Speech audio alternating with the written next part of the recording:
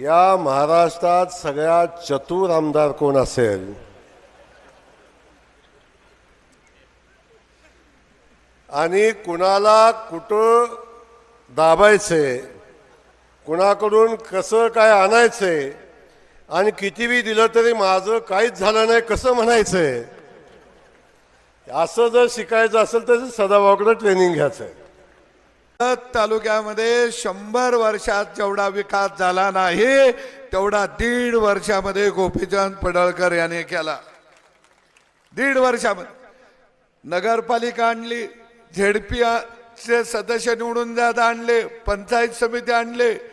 म्हणजे मी तर म्हणतो आजच्या युगातला सरसेनापती मल्हारराव होळकर कोण असेल तर त्याचं नाव गोपीचंद पडळकर आहे.